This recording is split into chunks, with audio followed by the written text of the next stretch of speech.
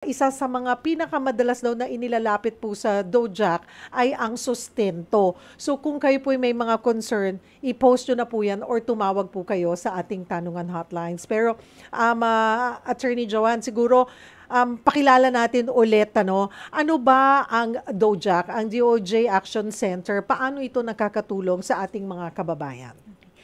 Thank you po ulit, Ms. Cheryl, for inviting us here. So, nagagalak po kami na i-share po kung ano po ang DOJ Action Center.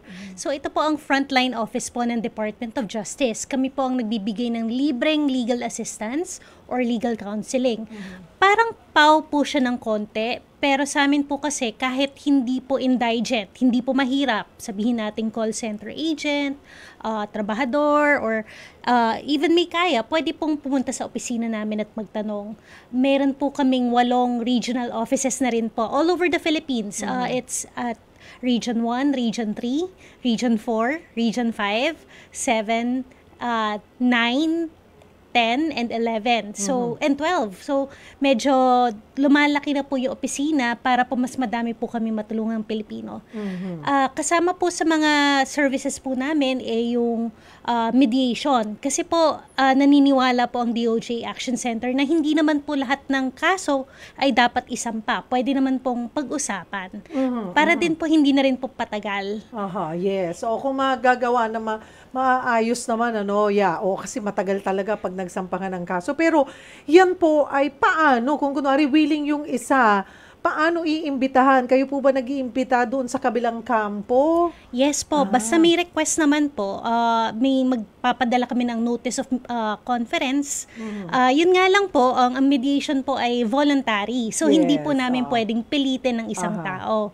Ngayon po, lookout na rin po yun kung tumanggi ang isang tao tungkol sa mediation. Kasi pag tumanggi, pwedeng diretso kaso na po yan. And ma-assist nyo na yung lumalapit. Yes po. Pero at this point po, we believe pag may mediation po tayo, pwedeng parehong partido panalo kasi sa isang litigation or labanan sa korte, meron at merong matatalo. So at least mediation, 50-50 at least, or mapag-usap, hindi masira ang relation, or makamit ang hustisya na satisfactory sa both parties. Now, of course, not all cases are subject to mediation. Tulad po ng vowsy, mga rape, mga ganun po. So, yung mga ganun po, tinutulungan namin by, of course, giving legal counseling.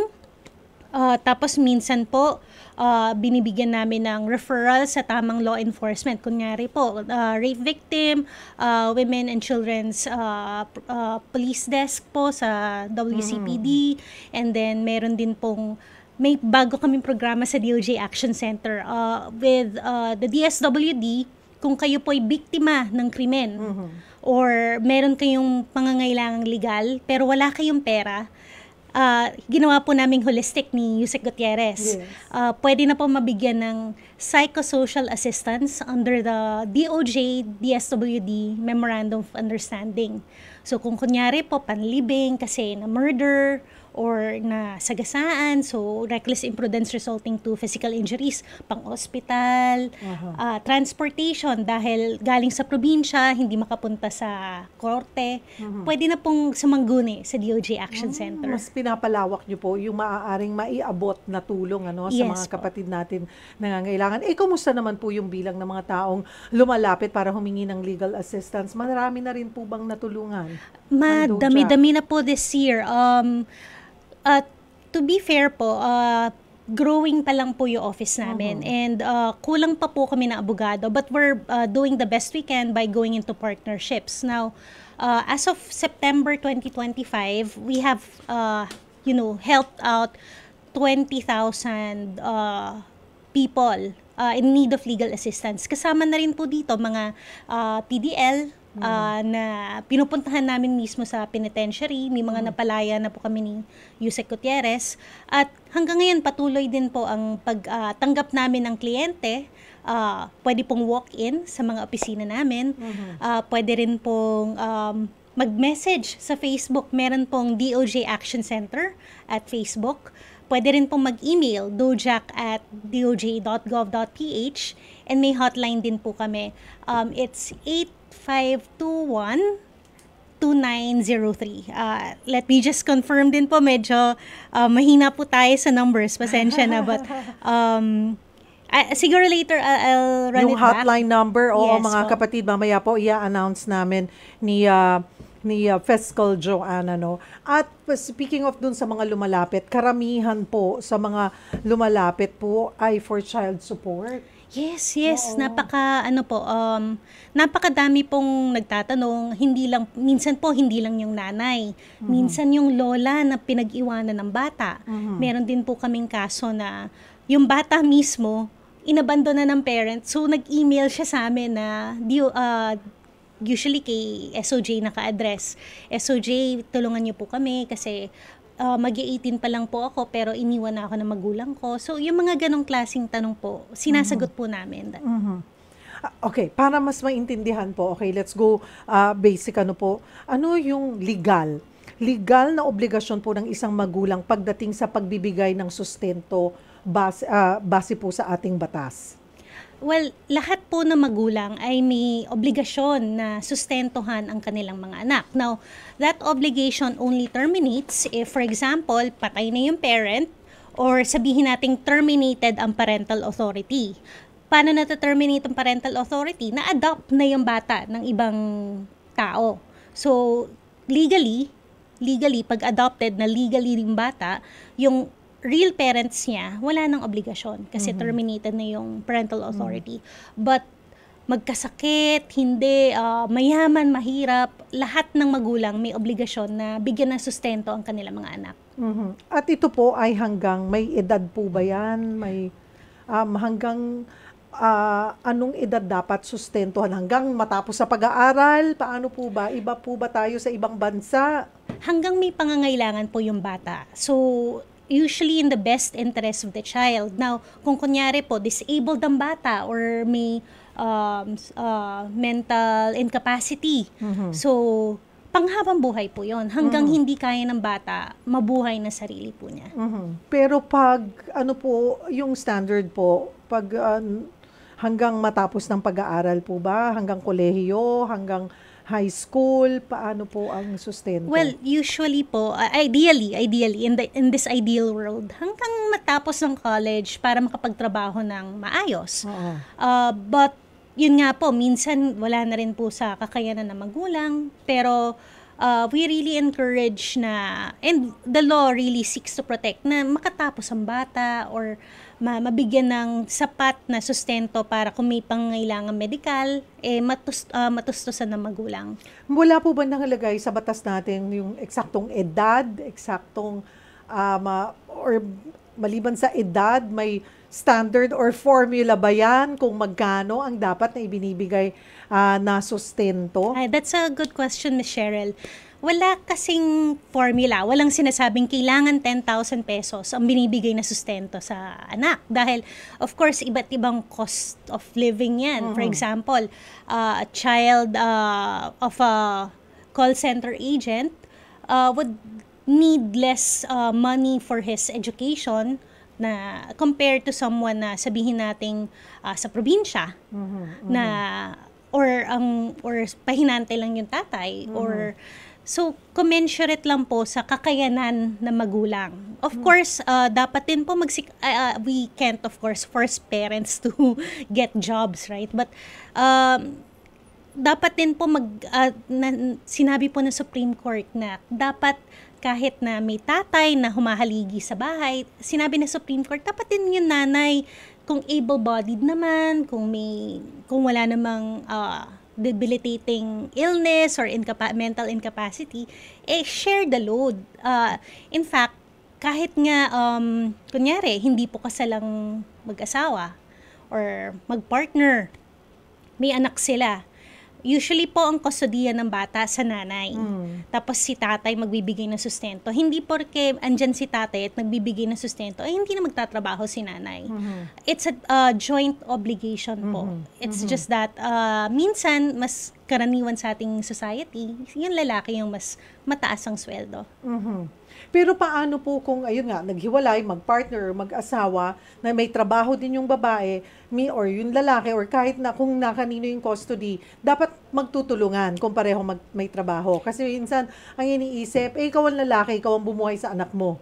Yes po. Pero dapat parehong shared yung yung obligasyon at responsibilidad pagdating po sa gastos. Yes, it's a shared or mutual obligation of the parents. Now, of course, this will also be in proportion sa kinikita din ng magulang. Kung magkano ba sinisweldo ni nanay, magkano sinisweldo ni tatay. Kung housewife si nanay, of course, expected na si tatay na step up. But yung nanay, pwede rin naman magtrabaho, magsari-sari store. In fact, merong Supreme Court decision na parang sinabi pa ni Supreme Court, pwede namang may sari-sari store naman pala si mother. Bakit hindi na lang, pwede naman siyang tuloy-tuloy din sustentuhan yung anak. Wag lang umasa kay tatay. But all the same, I think there's still, both parents have the responsibility na palakihin na maayos at bigyan ng sustento ang kanilang anak. Okay. Maganda yan kung napag-usapan, no? Kung nung naghiwalay or bago maghiwalay na ito yung commitment ng isang aalis or mawawala sa kanilang bahay. Pero paano, attorney, kung ayaw magbigay ng sustento yung isang magulang, ano yung legal remedy o kaso na maaari pong isampa? Okay. So, ang sustento ay usually na-file po petition for support. Ano po yan? Civil case po yan.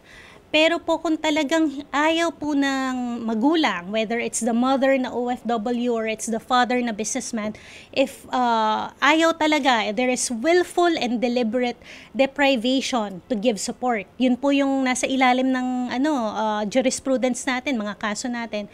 Saka lang po pwede tayo magsampa ng criminal case, and that's VAUC or RA 9262. So, Anti-Violence Against Women and Their Children Act.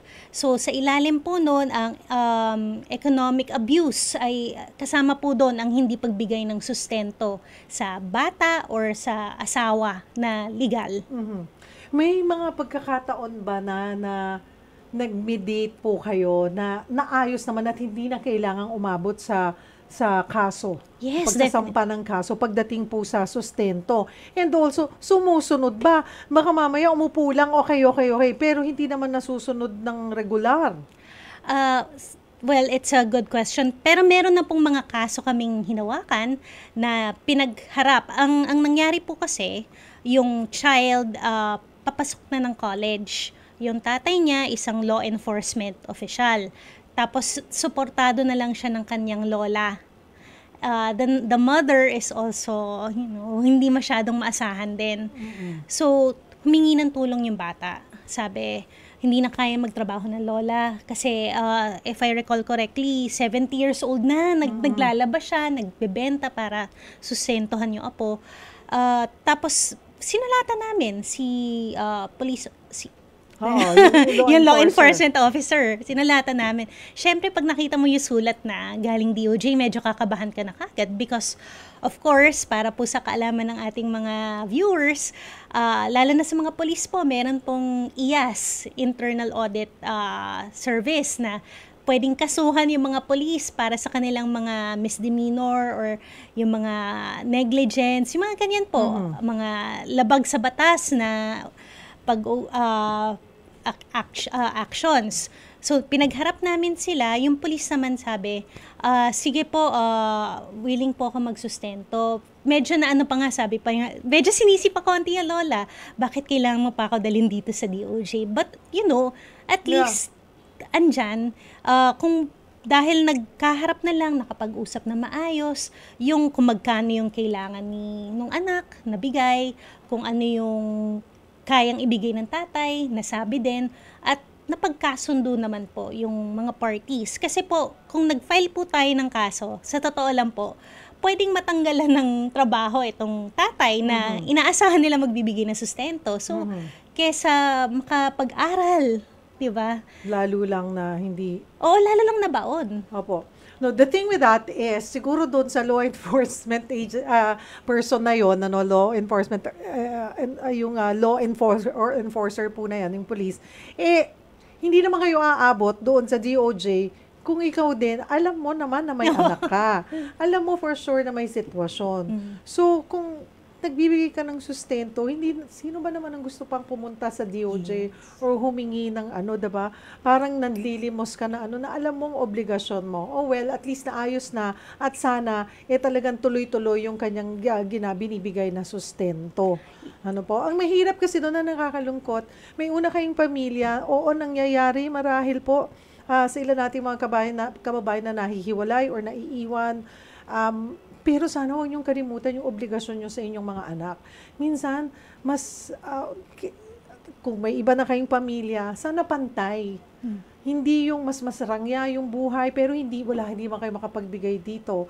Siyempre, lahat sila, obligasyon niyo, anak niyo yan eh. Yung mga partners, ewan ko na yung problema niyo sa asawa, pero at least man lang yung mga anak niyo, huwag nyo naman pong kalimutan. Huwag nyo namang hindi nyo sustentuhan. Ano mang halaga yan. Pero kung nakikitang nag-e-effort naman kayo, hindi man po sapat, Kasi minsan sinasabi, paano ko bubuhayin yung isang pamilya ko? In the first place, sino ba may sabi sa inyo kasi gawain another family? But the thing is, dapat alam nyo yung pinasok nyo at dapat hindi po yun rason, na talikuran nyo yung obligasyon nyo dun sa naiwan nyo pong pamilya. Punta tayo sa ating callers. Mas bigyan natin ng prioridad yung caller. Attorney Joanne, kasama po natin mula sa Novaliches, si Joel. Hi Joel, magandang hapon. Ma'am Cheryl and attorney, good afternoon po. Good afternoon, Joel. Yeah, I have two situations. The first one is, what about if the parents both has a disability, parang unexpected disability, and then may nag-aaral pang dalawang anak na like in college, pero ang magandang trabaho yung panganay na anak.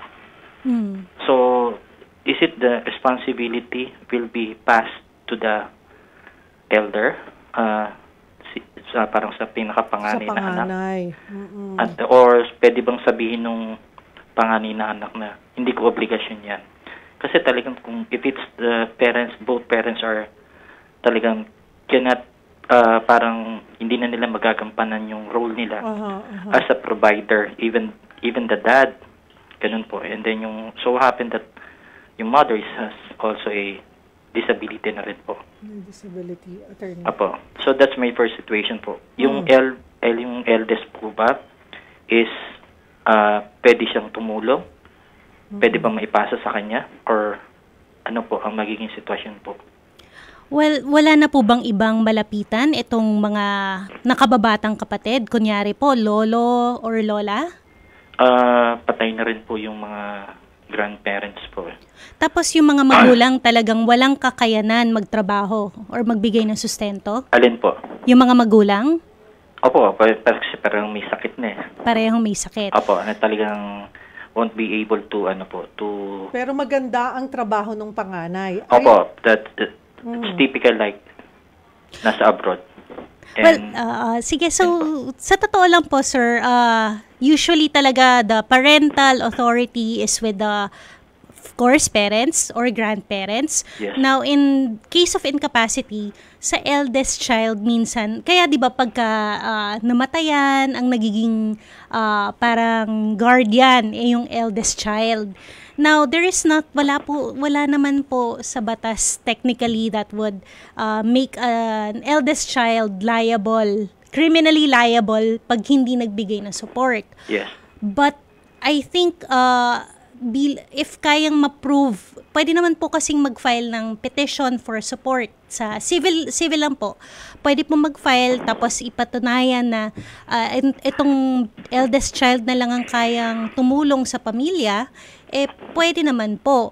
But I would suggest po talaga, hindi po kasi lahat ng mga sitwasyon ay dapat diretso korte. Kaya nga po, yung mga kung pwedeng mediation sana, or itong mga nag-aaral bang kapatid, wala na pang, hindi ba pwedeng maging working student or scholar? Yeah, it so happened based on what I've heard is both are scholars already, but still they have a needs like, for example, the food for every day and So, hindi tumutulong at all, Joel? Or nagbibigay Hindi, naman? Nagpapadala naman? nagpapadala naman po pero hindi pa pwede kasi baka naman ayaw namin na marinig po doon sa panganay po nila na hindi ko obligasyon yan. Oo. Pero kaya I'm just asking for kay attorney po kung possible po na. Pero we don't want to force Of course, yung of course. eldest po kasi honestly kaya we're just helping each other kami magkakapatid. Ganun po. Baka may pamilya na po ba yung matanda na kapatid, pinakapanganay? Meron na po siyang sariling family. Ayun. Pero mukhang maganda ang trabaho po kasi nasa abroad po. Well, Joel, Nasa medical po siya, field. I understand, Joel, na probably I could feel na siguro isa ka doon sa nasa sitwasyon na yan. Yun nga lang, Sorry, what po? Hindi natin mauobliga. hindi natin Obliga maobliga. yung nakakatanda, yung pinakamatanda na kapatid. But, There's nothing po under the law that would, Yes. lalo na po kung out of, nasa ibang bansa, tama po ba ang intindi ko? Nasa ibang bansa Opo. So, kung whether criminal case, walang liability. Now, civil, that's another question, but that person will not be here naman to, be humarap sa korte. So, I would suggest po talaga, daanin sa usapan. Kasi, yes, support is a legal question, but Yes. for instances na out of the country ang tao or Opo. technically wala naman talaga legal obligation for the children kasi hindi siya yung parents, I would suggest talaga oo. mag-usap. Pero alam mo, attorney, baka pwede nyo pong matulungan. Ano ba, sa college ba pumapasok? Ilang kapatid pa ang pumapasok? Dalawa po pero naman po, okay naman po, they're both scholars po. Okay, both scholars meaning yung tuition lang ba or nakakakuha rin sila ng kanilang yung kanilang allowance? Yun nga po, ayaw naman namin po umabot sa punto na gano'n na Hindi. Ibig yung sa yung sa like sa daughter po na sa panganay. Pero nagpo-provide naman po siya monthly po. And then, syempre po, tinatanong ko lang po naman kung Ano obligasyon yung ba pwedeng talaga. hindi? Pero nga po. Joel, Pero- siguro maganda, baka pwede, attorney, kasi alam ko may DSWD Yes, or yes. I'm not Allowances. sure if it's shed. Parang pwedeng merong ganun na pwede silang makuha. Actually, yun po yung sunod ko pong i-discuss. Hindi po madedecline, sorry po, Hindi ba siyempre, if yung sinasabi niyo po, Ma'am Cheryl, na like, what I heard right now, na DSWD po, paano po kung meron na silang scholarship po? Like, Ay, hindi naman po. Yung sa DOJ Action Center na kasunduan with DSWD, as long as may need po yung bata dahil yun nga po, walang sustentong nakukuha sa mga magulang, pwede pong humingi ng tulong sa amin. Kasama na po dyan yung under the MOA, meron pong educational assistance. Ano na pong college na po pareho? opo. Meron pong per semester na financial assistance na mabibigay from DSWD. Okay. And Good. then, meron din po, in case of emergencies, konting financial assistance din po, up to 10,000 pesos. But that's every 6 months, I believe. So, Malaking Joel, bagay na po siguro, yun. opo, if you can just email us at DOJ Action Center, DOJAC, DOJAC, at Okay po. doj.gov.ph. And po. then, lagay nyo na lang po, walang suporta. Oo. May mention nyo po doon na kayo yung nakausap ni Fiscal Joanne sa programang Sagot Kita. Okay.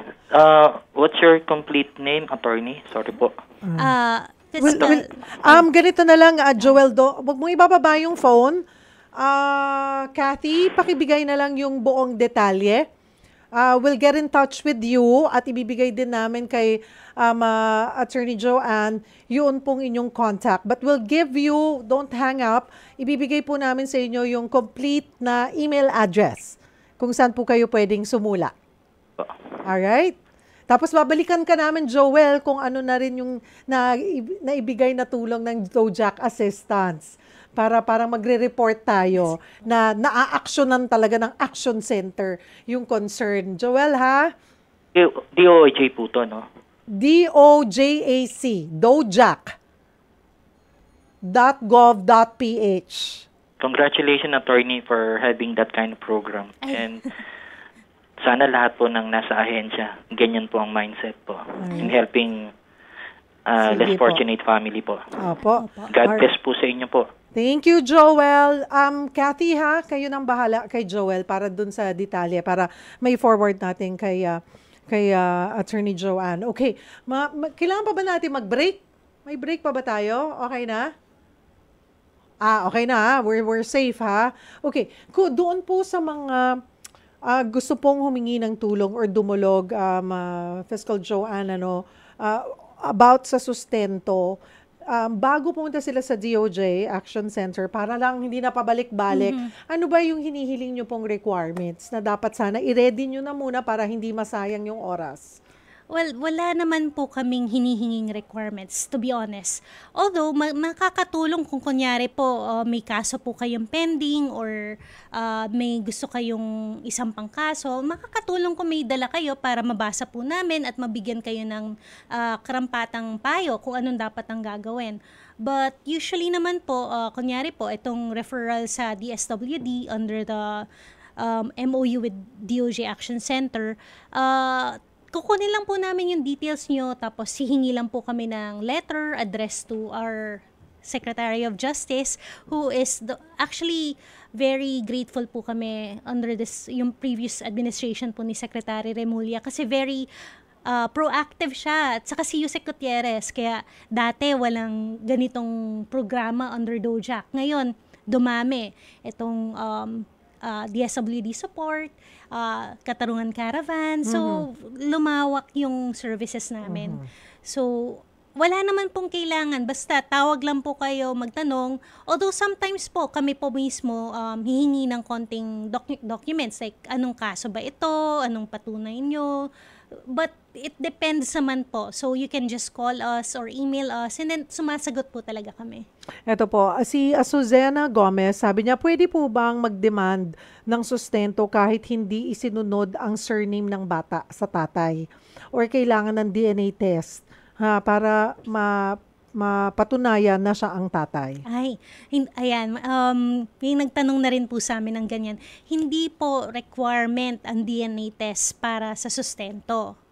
Now, at the same time po, kahit hindi rin po apelyido ng tatay ang ginagamit ng bata, pero siya talaga ang anak ng tatay, ay kailangan din po magbigay ng sustento yung tatay. Paano po kung hindi kinikilala? Hindi ko yan anak.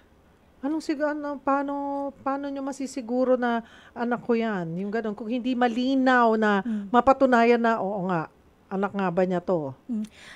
Isang paraan po dyan, evidence-based po kasi tayo. So, anong ebidensya ang pwede mong maipakita na kayo ay nagkaroon ng anak with this man na hinihingan niyo na sustento? So, pictures na kayo po'y nagkaroon ng relasyon. Mga text messages po na nagtatawagan kayo na sweetheart or nag-update ka na nabuntis ka. Or even mga Facebook posts, Facebook messages. Pwede pong mga gamiting ebidensya yon. Sa cases po natin, pictures na kasama yung bata at yung lalaki. Pwede na rin pong ebidensya yon. So, it all depends po sa appreciation ng korte. Pero hindi porke hindi mo kaapelyido yung bata, ay automatic, ay hindi ako yung tatay niyan. Kasi, pwede din naman pong ilagay yung pangalan niyo sa birth certificate ng nanay. Pero kung talagang i-deny yung DNA test, ay malaking bagay. Malaking bagay po yan. Now, kamahalan lang yata yung DNA test eh. Hindi ko lang po sigurado yung halaga, pero pwede naman pong kung kunyari talagang nag-i-insist yung tatay yung nandoon na, yun na lang ang talagang option, yun na lang talaga makakapagpatunay, ay pwedeng matutulungan po. Pwede rin po. Actually, DOJAC. that's actually, hindi pa po namin nagagawa, but that's a really good idea, Ms. Cheryl, kasi pwede po kaming magbigay ng assistance under the program, lalo na pending litigation yan. So, nasa namin yan, agreement with DSWD na pwedeng magbigay ng support in that or financial assistance in that capacity. Okay. Si Mark Mendez, paano po kung wala talagang trabaho yung lalaki pero dinidemand talaga ng babae? Yung babae naman po kaya. Well, I think I mentioned earlier na joint responsibility po talaga ng magulang ang pagpapalaki at pagbibigay sustento ng sa mga anak. Ngayon, kung yung tatay ay hindi kaya, madaming jurisprudence tayong makikita na ang sustento ay naayon lang sa kakayanan ng tao. Pero kung walang kakayanan ng tatay, pwede naman pong sabihin talaga wala pong maibibigay. But it doesn't absolve you from your responsibility. Kilos-kilos din po tayo. Effort din naman po tayo makakuha ng trabaho kahit maliit kung anong kaya mo. Pero kung ipakita mo talagang hindi ka nag-effort para mabigyan ng sustento ang pamilya mo, medyo parang hindi na po maganda yan. Hindi ka naman po makukulong dahil... Ay, speaking of kulong, sinatanong ni Leila Santos, may penalty ba or makukulong ba ang mga hindi nagsusustento? Kasi parang wala namang napaparusahan dyan. Ay, nako. Ma'am, siguro po hindi lang masyadong nababalita, pero madami pong kaso ang Supreme Court na umakyat na convicted or tapon sa kulungan ang mga ama na nag-abandona ng kanilang mga pamilya, mga anak at hindi nagbibigay ng sustento. Ngayon, meron lang pong dapat kailangan patunayan. Una, willful at deliberate ang hindi pagbigay ng sustento. Paano po yan? Anong ibig sabihin po niyan, attorney? Dapat po humingi na sustento si nanay, pwedeng kasulatan, pwedeng text, pwedeng email, or kung anong, dapat may ebidensya na humingi. Demand letter, pwede rin po, yun po yung ginagawa namin sa DOJ Action Center, nagde-demand letter kami. And then, pag hindi sumagot sa demand letter, or hindi sumagot sa text, at nagkaroon ng emotional and psychological anguish dahil do sa pag-deprive ng support, saka po nagiging criminal case under RA 9262 at doon po pwedeng makulong ang tatay na ayaw magbigay ng sustento. Okay. Naku, sayang kapos na po tayo sa oras pero babalik po ang DOJAC with us at pag-usapan pa natin ng iba pang usapang legal. So next to sustento, ano pa yung maraming idinudulog po sa inyo? Financial scam. Ayan, financial scam. We could discuss that sa susunod po na mga kasama natin ng DOJAC. Marami pong salamat for joining us, DOJ Fiscal Joanne Guevara, ang Program Director po ng DOJ Action Center. Mga kapatid, Cheryl Cosim po. Dito na tayo sa totoo. Dito tayo sa True FM. Mag-subscribe and follow po sa ating social media accounts. Hanapin lamang po ang True Network PH. Siyempre, kompleto yan. Nandyan po kami sa Facebook, sa Instagram, sa X, YouTube, TikTok, and podcast.